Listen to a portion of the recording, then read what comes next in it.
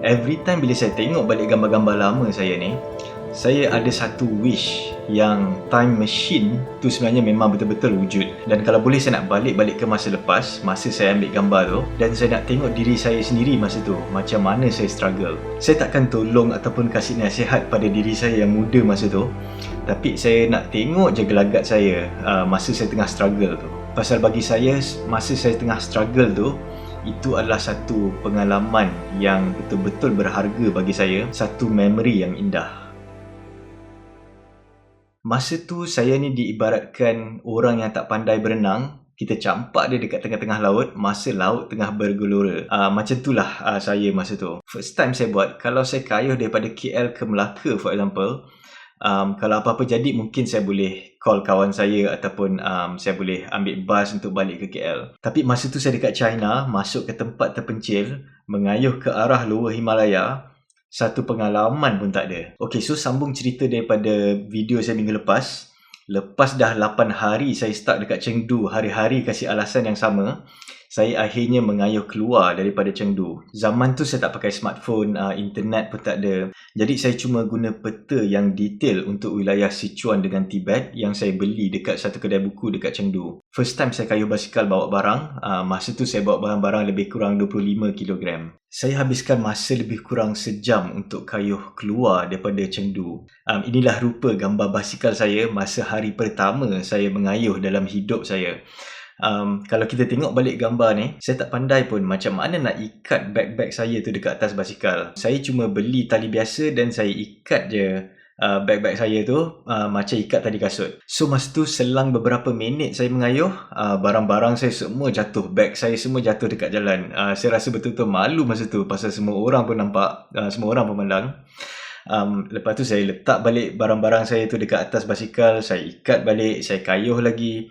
5 minit, 10 minit lepas tu barang-barang saya semua jatuh lagi dekat jalan. Dan benda ni berlaku berkali-kali dalam sehari. Dan kadang-kadang saya rasa macam nak give up dah disebabkan benda tu je. Masa tu saya tak pandai pun lagi macam mana nak balancekan berat antara kiri dengan kanan barang-barang saya tu. Nak dipendekkan cerita, hari pertama saya mengayuh tu dah dalam 70 hingga ke 80 km saya mengayuh tu. Masa tu saya rasa belakang saya sakit, saya rasa betul-betul penat kerana badan saya tak biasa lagi kayuh basikal long distance masa tu. Hari yang kedua pun sama juga, saya mengayuh lebih kurang 80 hingga ke 100 km lebih kurang, dan saya sampai ke satu tempat ni nama dia Ya'an, dan dekat situ saya rest selama 2 hari kerana saya jumpa seorang budak lokal, betul-betul baik budak ni, nama dia Hai Yang.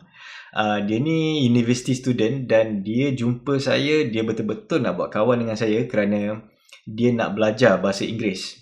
Jadi dia cuba untuk speaking dengan saya dan masa tu pun saya cuba belajar bahasa Cina daripada dia. Dan itulah 2 hari yang pertama yang senang bagi saya. Lepas daripada tu, saya dah mula struggle. Imagine saya start kayuh daripada bandar Chengdu dengan altitude dia lebih kurang dalam 500 hingga ke 800 meter. Dan saya masa tu mengayuh ke arah Tibet yang altitude dia lebih kurang 5,000 meter. Jadi lepas daripada Ya'an tu, lepas 2 hari saya mengayuh tu, hari yang ketiga saya punya climb to start. Bila saya dah start kayuh naik bukit, memang the whole day saya akan kayuh naik bukit je, daripada pagi sampailah ke petang, dan saya betul-betul penat masa tu. Saya tak pernah buat tapi kalau macam katakanlah kalau kita kayuh basikal kosong, basikal road bike daripada Genting Sempah nak naik ke Genting, saya tak tahu berapa lama, katakanlah kita naik 2 jam ataupun 3 jam nak sampai kat Genting.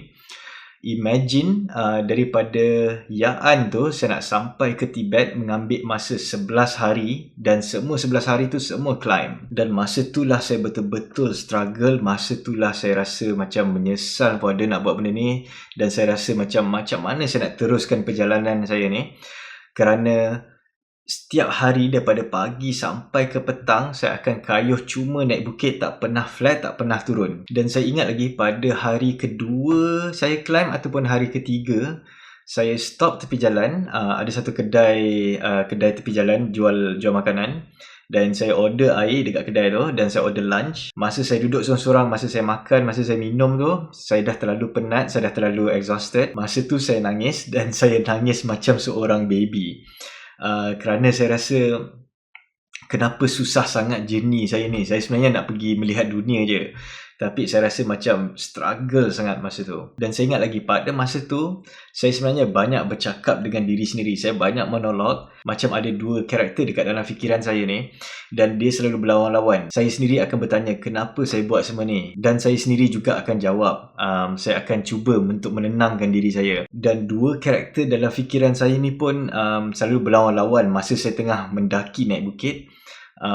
Satu karakter akan cakap dekat diri saya, stop, saya dah tak larat, berhenti. Dan satu lagi karakter dalam diri saya akan cakap, teruskan, jangan give up, sikit je lagi nak sampai. Tapi kadang-kadang lepas dah beberapa jam dalam sehari tu, memang saya dah mula stop banyak kali. Saya dah mula tolak basikal saya kerana dah tak larat dah dengan climbing yang never ending tu. Masa tu walaupun saya dah beli kemah, tapi saya tak berani lagi nak camping. Saya betul-betul tak confident masa tu. Jadi setiap malam, every time bila saya lalu macam kampung-kampung kecil, rumah-rumah orang dekat tepi jalan, saya akan ketuk pintu dan saya akan tanya diorang boleh tak saya tidur dekat rumah diorang, dan saya bayar diorang sikit. Kerana masa tu saya tak banyak duit, dan saya tak mampu nak tinggal dekat hotel semua ni. Jadi setiap malam daripada Ya'an sampailah saya masuk ke Tibet, tiap-tiap malam saya akan tinggal rumah orang dan saya akan bayar dia dengan duit yang sedikit. Dan yang bestnya bila saya buat macam tu, selalunya diorang akan masak untuk saya, diorang akan kasih saya makan free. Tapi diorang ni adalah orang-orang miskin, jadi makanan pun memang tak seberapa. Selalunya diorang akan masak nasi dengan kicap je, itu saja makanan dia. Masa kayuhan saya ke arah Tibet tu jugalah saya dapat satu pengalaman near death experience yang pertama dalam hidup saya. Masa tu saya ingat lagi, saya keluar daripada Kangding. Town tu lebih kurang 2,600 meter daripada paras laut. Jadi masa tu saya start climb ke arah satu mountain pass ni. Nama dia Gongga Pass kalau saya tak silap. Ketinggian dia lebih kurang dalam 4,000 meter. Dan masa saya tengah mendaki di lereng gunung tu, saya lebih kurang dalam 3,000 meter altitude. Masa tu saya masuk dalam lapisan awan. Visibility dia memang betul-betul teruk. Visibility dia saya rasa lebih kurang dalam 10-15 meter je. Lepas tu dah tak boleh nampak apa-apa dah. Memang awan tebal. Jalan tu kecil, dia mendaki, zigzag. Saya masa tu mengayuh dekat belah kanan sekali. Sebelah saya ada satu gaung. Dalam dia lebih kurang dalam 100 meter. Kalau jatuh memang mati. Dan jalan tu jalan tanah dan dia tak ada divider. Memang jalan biasa je. Jadi saya mendaki, lepas tu saya dengar ada bunyi bas datang daripada atas dan datang laju. Dan masa tu saya betul-betul panik pasal bunyi bas tu memang dia tengah macam bawa laju turun bukit, dan saya pula tengah slow mendaki. Dan jalan tu pula kecil. Jadi saya betul-betul ke tepi dekat dengan gaung tu supaya tak nak kena langgar dengan bas tu. Lepas tu makin lama bunyi tu makin dekat. Dan akhirnya beberapa meter daripada saya pun nampak bas tu memang jalan ke arah saya dengan lajunya. Lepas tu saya betul-betul panik. Saya tolak basikal saya betul-betul dekat tepi jalan tu. Dan saya tutup mata. Lepas tu bas tu masa dia lalu, side mirror basikal saya terlanggar sikit dengan badan bas tu. Disebabkan bas tu laju, angin tu macam tolak saya ke tepi untuk jatuh ke gaung tu. Masa tu saya tahan badan dengan basikal saya guna kaki. Dan saya kejam mata masa tu. Betul-betul takut masa tu. Dan masa tu saya fikir, kalau saya mati, memang saya mati dekat sini. Tapi kalau hidup, Alhamdulillah. Bila saya buka mata saya, bas tu dah lalu dah pun. Dan saya sedar yang saya masih lagi dekat tempat yang sama. Saya masih lagi hidup. Saya tarik nafas lega. Betul-betul lega masa tu. Lepas tu saya tak fikir panjang. Saya fikir, okay, saya still hidup. Jalan je lah. Dan saya pun jalan macam biasa balik. Pasal saya tak nak jadi takut. Saya tak nak saya jadi demotivated. Dan saya pun tak hiraukan near death experience saya tu.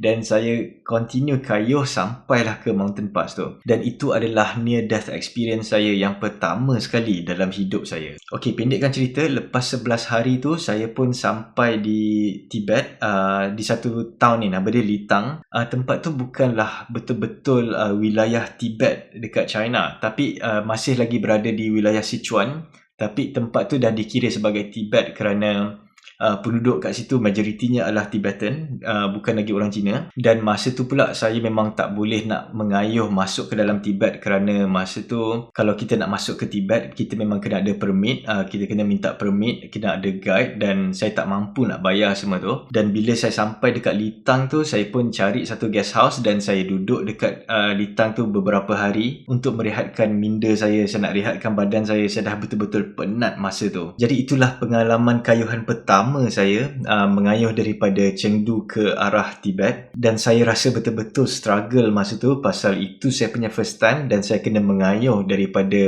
kurang daripada 1000 meter altitude di Chengdu hinggalah ke 5000 meter di tanah tinggi Tibet. Jadi perasaan struggle itulah yang membuatkan kayuhan saya yang pertama ni adalah satu pengalaman yang paling nostalgia, yang paling saya akan ingat sampai bila-bila, sebab dia punya thrill tu.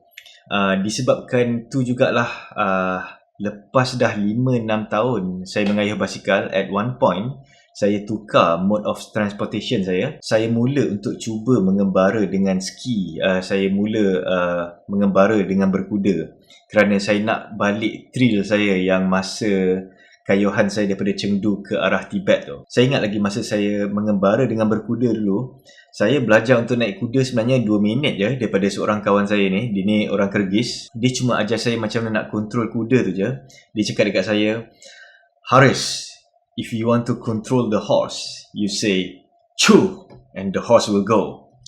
If you want to stop the horse, you say, 'Drrr,' and the horse will stop." Sambil tarik tali tu. Lepas tu dia ajar saya macam mana nak gerakkan kuda tu ke kiri dan ke kanan, just tarik je tali tu.